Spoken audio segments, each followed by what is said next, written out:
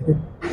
अच्छा विजय जी, ये बताओ जैसे आपने कैड सेंटर राजेंद्र नगर से ऑटो कैड किया है तो आपका कैसा एक्सपीरियंस रहा है यहाँ से? सर मेरा एक्सपीरियंस ये रहा है कि अभी तक जहाँ पे जब तक मैंने ज्वाइनिंग करा है, यहाँ पे जितने भी फैकल्टी मेंबर है सब कोऑपरेट करते हैं और जो हमारा रूटीन है, हमारा टाइम टेबल है, उसी के अकॉर्डिंग काम होता है।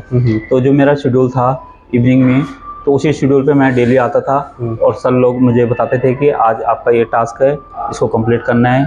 तो सर मुझे बताते करके सिस्टम पे बैठ करके, तो मैं उसको सीखता। फिर सर उसके बाद मेरे को फिर एक्सरसाइज देते कि सर आप इसकी प्रैक्टिस करो। फिर मैं उसको करता, फिर मुझे कोई प्रॉब्लम होती, फिर मैं सर को बताता कि सर मुझे प्रॉब्लम आ रही है, सर आप मेरी हेल्प कर दो।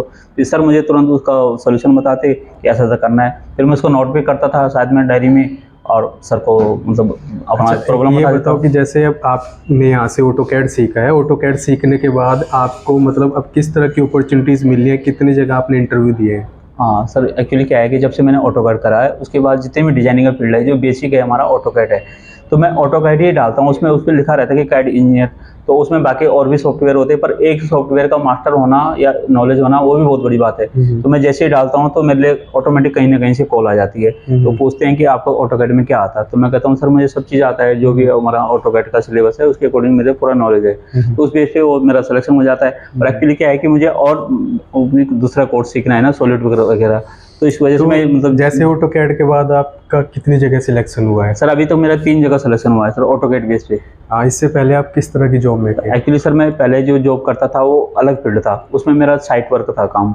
अब मैं जो चाह रहा कि मैं ऑफिस वर्क चाह रहा हूँ, तो ऑफिस वर्क में क्या होता है कि आपको एक सिस्टम प्रोवाइड कर दिया जाएगा, आप आराम से बैठ के सिस्टम में एसी के नीचे एक डिजाइन कर लो अपना आप काम। ये बताइए मुझे, आप कितनी सैलरी से साइट इंजीनियर पे कितनी सैलरी थी और डिज़ाइन में आपको कितनी मिल रही है? सर मेरी जो पहले सैलरी थी उसके अकॉर्डिंग तो मेरी 22,000 थी, पर रहना खाना पीना बाकी चीज़ कंपनी अलाउ करती है, तो अप्रोक्सीमेट टोटल मिलाकर 30,000 अराउंड बनता है वो। बट अब जब ये ऑटोकैड कंप्लीट हुआ है, मुझे सर्टिफिकेट मिल गया, मैंने अप्लाई करा, फिर इसमें सॉलिड वर्क चल रहा है, तो इस बेस पे मेरा 40,000 पे मेरा सिलेक्शन हुआ 3 कंपनी में। Only on the behalf of AutoCAD? AutoCAD AutoCAD पे आपको 40,000 डिजाइनिंग डिपार्टमेंट मिल रहा है, आप ज्वाइन भी कर रहे हो उसको? ठीक है।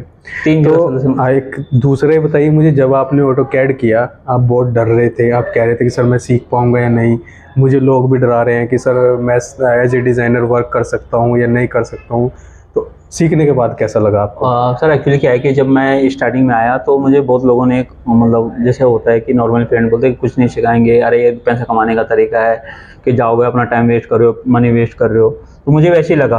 फिर मैं आया 2-4 दिन, मतलब मैं इतना परेशान कर दिया कि बार बार इंक्वायरी करने के लिए आता जाता, फिर पूछता डाउट करता कंफ्यूज करता। धीरे धीरे करके मैंने कहा, सर ने उन लोगों ने कहा कि आप डेमो देख लो, 2-4 दिन देख लो, अगर आपको अच्छा आता है, पसंद आता है तो आप कंटिन्यू करो। मैं आया, मैंने देखा, फिर मुझे डर लग रहा था अगर कहीं मैं सिखा पाएंगे, मुझे नहीं सिखा पाएंगे, मैं सीख पाऊंगा नहीं सीख पाऊंगा, मेरे पैसे वेस्ट तो नहीं हो जाएगा, मेरा टाइम वेस्ट तो नहीं हो पाएगा।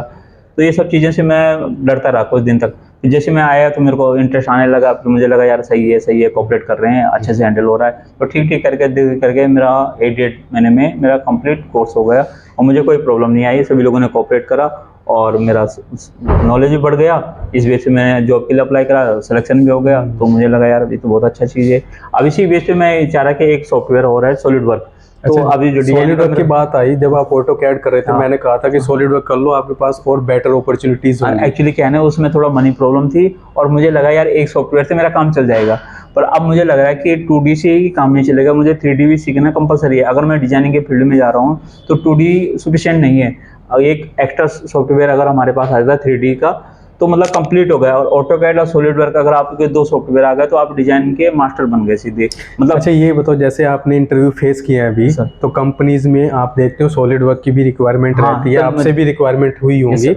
तो आपको क्या लगता है, अगर आपको सॉलिड वर्क आता तो इन प्रेजेंट आपको कितनी सैलरी मिल पाती? सर अगर इन केस मुझे अभी प्रेजेंट टाइम में अगर मुझे सॉलिड वर्क ऑटोकैड दोनों में आते हैं तो मेरी 50,000+ मतलब इन हैंड मंथली सैलरी होती। अच्छा, जैसे आपने इंटरव्यू फेस किए हैं, उन्होंने आपसे पूछा भी होगा कि यार सॉलिड वर्क आता है या नहीं आता है, जो जैसा मैं आपको बताता था। तो एक्चुअली सर मेरा तो अभी ये आपको पता है कि ऑटोकैड मेरा कंप्लीट हो गया है, सॉलिड वर्क मेरा चल रहा है, तो सॉलिड वर्क का भी थोड़ा बेसिक नॉलेज है, ऑटोकैड मेरा प्रोफिशिएंट है, तो मेरा नॉलेज तो है कुछ। कंपनी ने डिमांड की, तो कंपनी का मतलब कंपनी ने जहाँ भी डिजाइनिंग के फील्ड में गए तो ऑटोकैड तो आना ही चाहिए, इसके अलावा 1-2 एक्स्ट्रा सॉफ्टवेयर है वो आने ही चाहिए। जैसे अब कंपनी का डिफरेंट क्राइटेरिया है और डिफरेंट अकॉर्डिंग टू रिक्वायरमेंट है। तो बेसिकली जो हमारा जो ऑटोकैड मतलब ऑटोकैड एक्चुअली जैसे आपको पार्ट डिजाइनिंग में ही जाना था, तो इसीलिए मैंने आपको सॉलिड वर्क रेफर किया था कि आप सॉलिड वर्क एक्चुअली क्या है ना, स्टार्टिंग में क्या होता है कि ना, स्टार्टिंग में ये है कि हमें ये लगा था कि बहुत बल्क साइज का होगा, पता नहीं कैसा कॉम्प्लिकेटेड होगा, इसको सीखने में कितना टाइम लगेगा, समझ में आएगा नहीं आएगा, मनी वेस्ट हो जाएगा, टाइम वेस्ट हो जाएगा। तो ये चीज़ें सीखा। बोले अब मेरे हिसाब से अकॉर्डिंग ये है कि आप जब ऑटोकैड सीखते हो ना, साथ के साथ ना दूसरा सॉफ्टवेयर भी मतलब टाइम मैनेज अच्छा, जैसे डिजाइनिंग में आपने एडमिशन लिया था, मैंने आपको जो जो चीजें बताई थी लाइफ में जो जो चेंजेस आने वाले थे उसके बाद, क्या वैसा हो रहा है? हाँ सर, वैसे हो रहा है। एक्चुअली क्या है कि अगर आप जिस फील्ड में घुस गए ना, तो उस फील्ड का कंप्लीट नॉलेज होना चाहिए। अगर उस फील्ड में आपको दोनों जो जो रिक्वायरमेंट है 2D या 3D दो ही चीजें हैं, अभी दोनों चीज सीख दिए तो आप उस चीज के परफेक्ट बन गए। अब आपको अधूरा नॉलेज है तो कहीं ना कहीं आप फंस जाओगे, मतलब इस मेरे मानना ये है। तो जिस फील्ड में जा रहे हो, अगर आपने लाइन चेंज कर दिया, ट्रैक चेंज कर दिया, तो आप उस लाइन में उस चीज का कंप्लीट नॉलेज ले लो, फिर आपको कोई कुछ नहीं कर सकता। आपके पास नॉलेज है, आपका नॉलेज कोई चुरा नहीं सकता। आप उस फील्ड के बादशाह बन गए तो सैलरी तो अभी से हम आपको कह रहे हैं कि अभी आप 40,000 पे हो, but after learning solid work definitely you will cross 50,000 और आप बहुत आगे जाओगे। ये एक इनिशियल मैं आपको बता रहा हूँ। और जैसे आपको पहले बिलीव नहीं था कि हाँ सर ऑटोकैड करके मुझे सैलरी बढ़ सकती है, नहीं, वो चीजें हो गई हैं आपके साथ। हाँ सर, एक्चुअली क्या है, सॉलिड वर्क करने के बाद उससे भी आगे जाओगे। एक्चुअली क्या है सर ना, मतलब क्या है कि स्किल डेवलप करना वो बड़ी बात है। अब हमें स्किल तो डेवलप कर ली, अब उस लाइन में अगर हम जा रहे हैं तो उस नॉलेज, उस फील्ड का कंप्लीट नॉलेज होना बहुत जरूरी है। अगर आपके पास कंप्लीट नॉलेज है तो आप उसकी फील्ड के मास्टर बन गए हो, फिर उसमें आपको कौन चैलेंज कर सकता है? बिल्कुल बिल्कुल। देखो क्या होता है, कंपनी आपको ये भी नहीं कि जब कंपनी में आप जाते हो ये भी नहीं चाहती कि आप बिल्कुल एक्सपर्ट या बन के आओ, लेकिन कुछ उनकी आपसे कुछ रिक्वायरमेंट होती है, बेसिक रिक्वायरमेंट्स उतनी तो फुलफिल करनी होती है। स्टार्टिंग में जो हमें आता है ना, परफेक्ट कोई नहीं होता, पर ये कि जो हम चीजें सीख कुछ चीजें ऐसी होती है कि इंडस्ट्री आपको